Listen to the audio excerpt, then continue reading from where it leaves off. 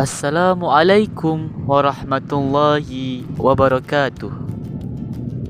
Yang terhormat, beliau Bapak Mahmud Yunus Mustafa MPD selaku dosen pengampu mata kuliah Sejarah Tokoh Pendidikan Agama Islam PAI 1D, serta teman-temanku semua yang senantiasa saya sayangi dan senantiasa berbahagia.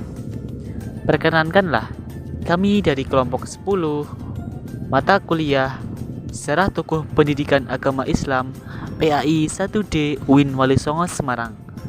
Di sini kami akan memaparkan hasil diskusi kami terkait pemikiran pendidikan Fazlur Rahman dan relevansinya terhadap pendidikan di Indonesia.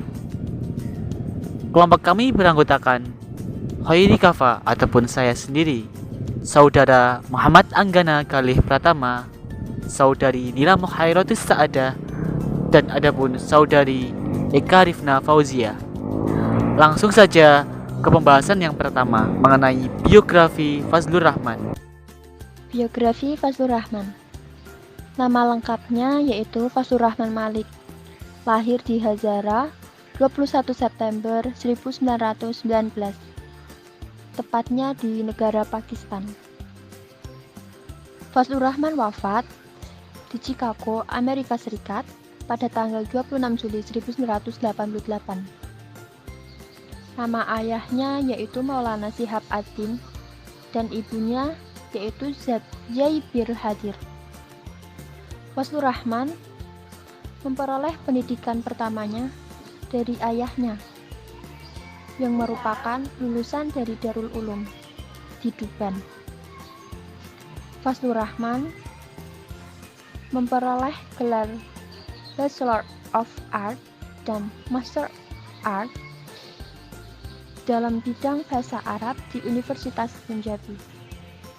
Selanjutnya, Fazlur Rahman melanjutkan sekolahnya di Oxford University dan mendapatkan gelar Philosophy Doctor atau PhD. Fazlur Rahman merupakan sosok penulis yang produktif dan berani dalam menyampaikan gagasannya, sehingga tulisannya mampu menjangkau khalayak elit global. Karya-karya tulisannya yang masyhur antara lain adalah Islam and Modernity, Transformation of an Intellectual Tradition, Majority of the Quran 2009, Revival and Reform in Islamic 1999, Islamic Methodology in History 1965, dan Affectional Psychology 1952. Oke, setelah kita mengenal beliau melalui biografi singkat serta karya-karya beliau, di sini kita akan membahas mengenai konsep pemikiran pendidikan menurut beliau. Yang pertama mengenai dasar pemikiran pendidikan. Pemikiran Fazlur Rahman, baik dalam pendidikan maupun bidang lainnya, dibangun atas dasar pemahamannya yang mendalam mengenai khazanah intelektual Islam di zaman klasik. Fazlur Rahman memperkenalkan gagasan dan pemikiran tentang pembaharuan pendidikan Islam. Menurutnya, pembaharuan pendidikan Islam dapat dilakukan dengan menerima pendidikan sekuler modern, kemudian memasukkan konsep-konsep Islam ke dalamnya. Hal tersebut dapat dilakukan dengan beberapa cara. Yang pertama adalah dengan membangkitkan ideologi umat Islam tentang pentingnya belajar dan mengembangkan ilmu pengetahuan. Yang kedua, berusaha untuk mengikis dualisme sistem pendidikan umat Islam yang mendikotomikan antara ilmu agama dan ilmu modern. Yang ketiga, menyadari betapa pentingnya bahasa dalam pendidikan sebagai alat untuk memudahkan kita dalam belajar, serta sebagai alat dalam kita mengemukakan pendapat. Yang keempat, perlu adanya pembaharuan di bidang metode pendidikan Islam dengan menginovasi metode klasik seperti ceramah menjadi metode modern seperti diskusi dan problem solving. Menurut beliau Fazlur Rahman, pendidikan Islam mencakup dua pembagian besar. Yang pertama, pendidikan Islam dalam pengertian praktis. Praktis yang dimaksud di sini adalah proses praktek pembelajaran yang umumnya sudah dilaksanakan di negara-negara Islam atau negara dengan mayoritas berpenduduk Islam seperti Indonesia. Yang kedua, pendidikan Islam yang disebut dengan intelektualisme Islam, yaitu proses untuk menghasilkan manusia atau ilmuwan yang integratif, yang di dalam diri manusia tersebut terkumpul sifat-sifat seperti berpikir kritis, kreatif, inovatif, dinamis, progresif, adil, jujur, dan beberapa sifat-sifat positif lainnya, sehingga mampu memberikan alternatif atau solusi atas problem-problem yang dihadapi oleh umat manusia.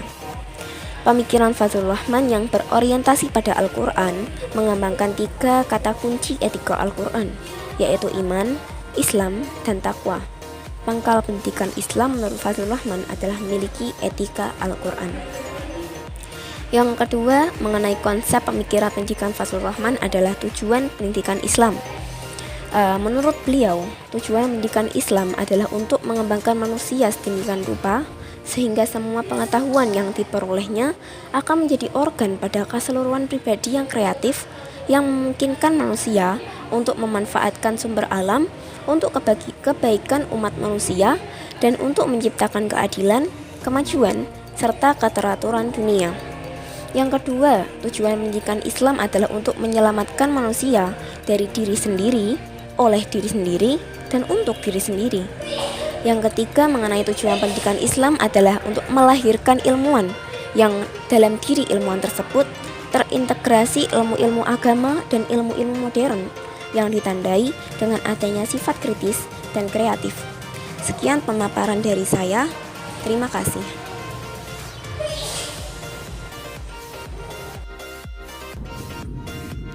Yang ketiga, metode dan strategi pendidikan Islam.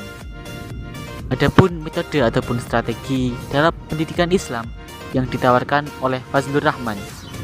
Metode ini adalah metode double movement ataupun gerakan ganda. Gerakan ganda ini terdiri dari 2 langkah, teman-teman. Adapun yang pertama yaitu membawa problem-problem sosial saat ini untuk dicarikan solusinya dalam Al-Quran. Kemudian daripada itu mengkaji makna ayat dan situasi historis ayat itu diturunkan. Kemudian langkah yang kedua yaitu memaknai ayat Al-Quran dan mengambil tujuan moral sosial yang terdapat dalam ayat tersebut. Kemudian memproyeksikan ataupun merelevansikan kepada situasi sekarang. Dalam menerapkan metode double movement dalam pendidikan, menurut Sutrisno ada 4 langkah yang dapat dilakukan, yaitu yang pertama dengan mengidentifikasi terhadap pendidikan umat Islam ketika itu. Yang kedua, menemukan problem pendidikan. Yang ketiga, mencari rujukan pada Al-Quran dan Al-Hadis. Dan yang terakhir, berusaha memberikan alternatif solusi ataupun problem tersebut terhadap rujukan Al-Quran dan Hadis. Metode double movement ini sangat relevan untuk diterapkan dalam menganalisis dan memecahkan problem pendidikan Islam di Indonesia.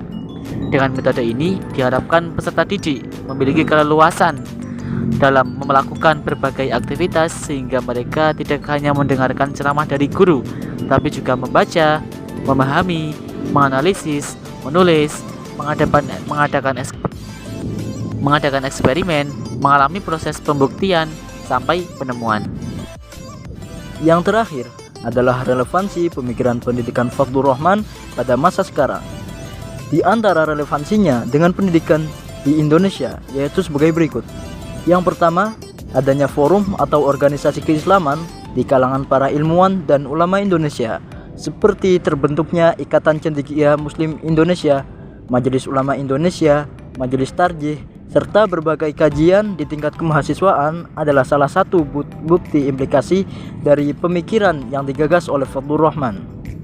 Yang kedua, adanya instansi pendidikan Islam yang berbasis modern, yaitu seperti contoh pesantren, madrasah, maupun sekolah umum dengan penguasaan bahasa, sains, dan teknologi sebagai program unggulannya.